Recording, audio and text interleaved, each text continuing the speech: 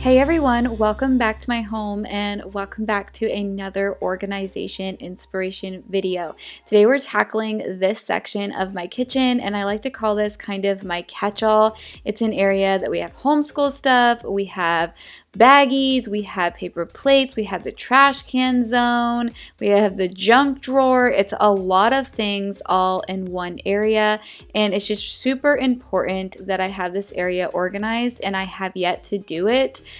And I've lived in this house over a year now, so it is time to get this tackled. The first thing that I did was make sure everything was emptied out that was thrown into these cupboards, and I wiped them all out, got it nice and clean before kind of assessing where I wanted to put everything. If you're new here and love home organization, home decor, and just home inspiration in general, don't forget to hit that subscribe button. Okay, before we get started, and obviously I have everything wiped out, I wanted to show you guys a few of the things I'm going to be using to organize today, and I am reusing some things, so I kind of shopped my house for this project.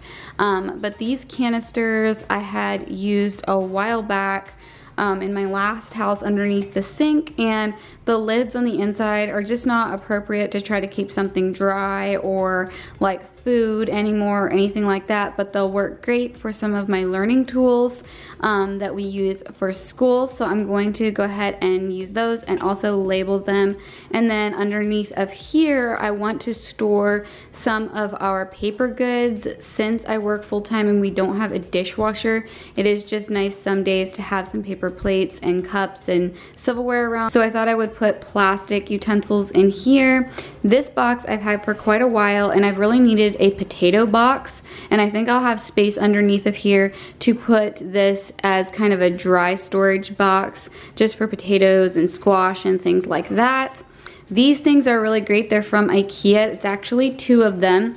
It's just this part is on the other side, and you just break it apart and you build it, and it makes a nice little filer. And I think these were like 65 cents or something like that the last time I was there, and that is for two of them. So they're a super cheap way to organize if you're close to an IKEA. This thing back here is not the prettiest looking. It's not all aesthetic and everything, but my grandfather built it, and I have used it different times for crayons and art supplies and things like that. And I want some art supplies that are specifically for this area and when we're working on school and stuff like that here in the kitchen. So I'm gonna use that for here. You all know the girls have their own desks upstairs and have their own supplies, but I just want that little station to be specifically for when we're working on schoolwork. And then these things I'm going to try to use to organize my baggies and tinfoil and stuff like that in this drawer. I felt like these would probably work great to hold things where they're supposed to be in the drawer, and these are on Amazon. This stack of stuff here I'm going to use to organize some of the school stuff as well, and these were from Walmart. I got them a while ago. I have some other things I'm gonna pull out, so I think I'm gonna go ahead and jump right into this. I decided I would work from the top down, so I just kind of figured out what I wanted on each shelf and got the labels all cut out for those things. These things I just want to be easy to grab whenever I'm working with the girls, and we are in very low grades. We have kindergarten and preschool going on here, so there is a lot of hands-on activities and hands-on learning. So I love having a lot of little counters and things that they can use with their hands to kind of process what they're learning.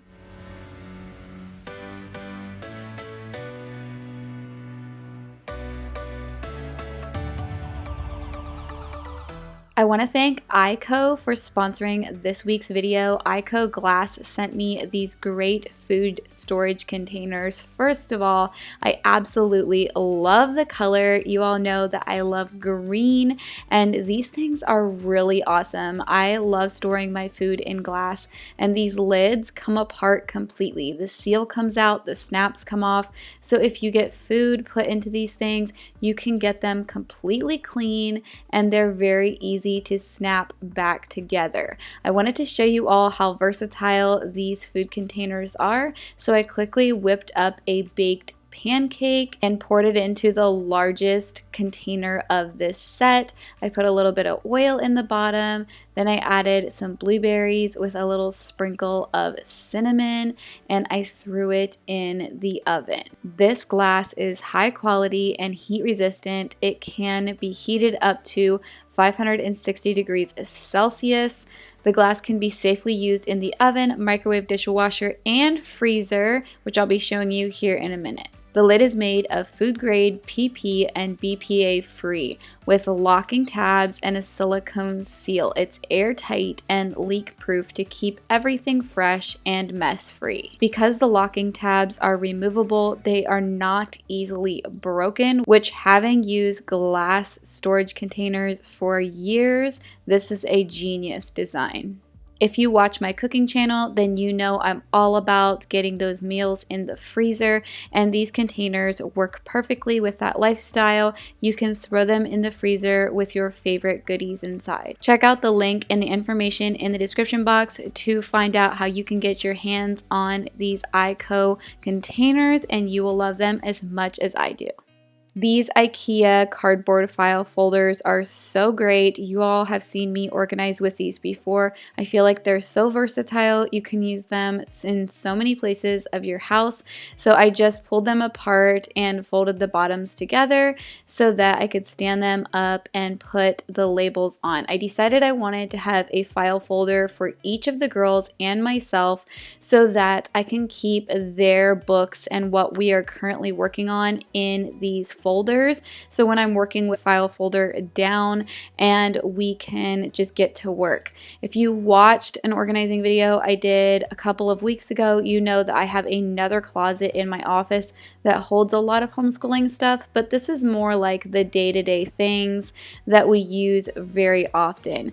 And then, like I said, I have a lot of hands-on learning tools, and this box was driving me crazy. It had 4 different types of learning tools in it, and they were all mixed together, so when we wanted to go use them, I always had to pull out just the things that I was looking for. So having them all separated in their individual boxes is so convenient and just needed. Also, does anyone else remember using these counting bears in school? I remember in the 90s I used these in school, and I don't know, I think a lot of people are bringing them back. So another thing I wanted to store right here with all of this stuff was paper.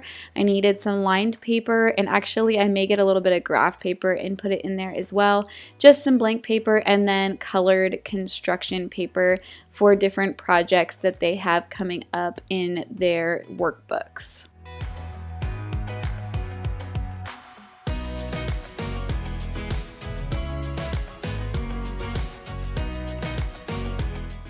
I think it's a great idea to have art supplies that are specifically for your learning time with your child, and then also for their own free time. So these things, like I said earlier, are specifically for when they are learning and doing school.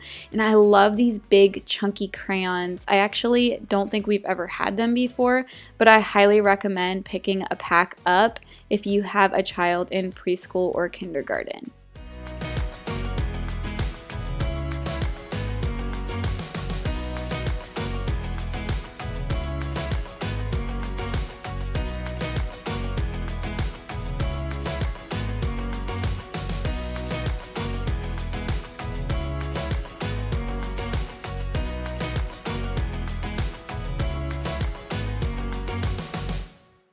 Next, I got into the drawers, and I am all about drawer dividers right now. I am also working on getting ready to organize some things in my bedroom, and I have some new drawers in there, and I just love the idea of being able to move drawer dividers around so that as you're adding things to the space or moving things around, you can kind of be flexible with it. I also had just enough space behind this last divider to put my skewer sticks and my toothpicks. The junk drawer. I did sort through this before I filmed this video, just getting rid of a lot of stuff that honestly needed to go to my workbench in my basement. It had migrated its way upstairs, and it left everything so clean and empty.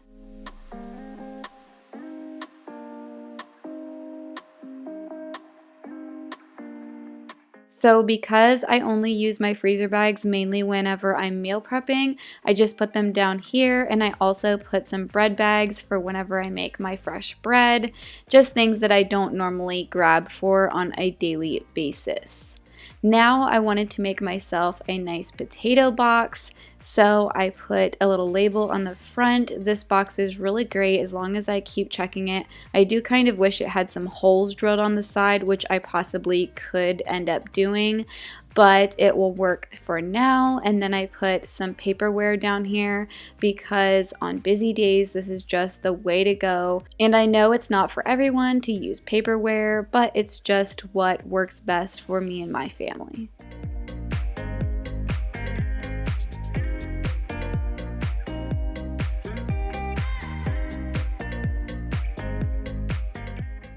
I also love these really little cups. I think they're actually supposed to be for the bathroom, but they work perfect if you have little ones and they're just getting a little drink of water, and they're pretty inexpensive. I have been wanting to put a label on this container for a while. It's actually a very large cereal container from Walmart, and I actually have a second one that I'm probably going to shove in the back of this cabinet, but it works great for dog food.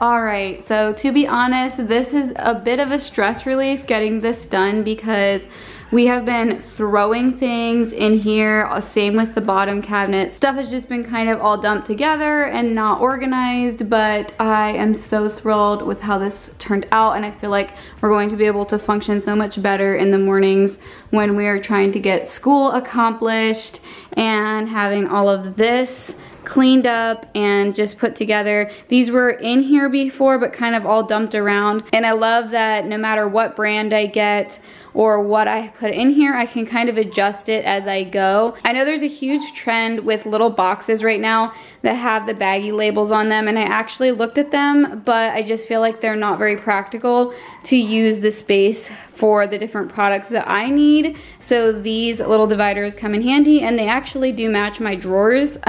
They may not match everybody's drawers on the inside, but I thought that they looked pretty seamless in there. And then I'm so happy with how this looks. This was a pretty big mess, and I know it looks a little bit bare, but that's kind of the point because I feel like this drawer inevitably always will get more stuff thrown into it. I just can't keep it completely clean and clear, so at least putting things away and taking things out of it that don't belong on a regular basis is just good, and then having a little extra space that if you do need to throw something in here, it's not the end of the world. And then down here is my little random spot, and I actually do have some space up here that I could throw something else in here if I needed to. I actually have a winter squash I need to put in here as well. I just like having the dry space. I feel like that my potatoes don't keep quite as well in the refrigerator. They just do better in a box like this, and I was looking for one online. But to be honest, things that are labeled actual potato boxes, which really are just the same thing, they might just have their own label they put on them, can be kind of pricey sometimes.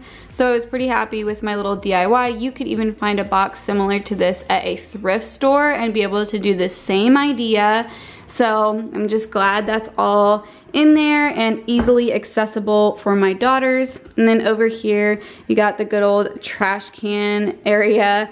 And I didn't use that shelf back there, but I could use it, or I may even take it out so we have a little more room to slide the trash can in. Either way, it's nice and cleaned up, and I need to put a bag in there.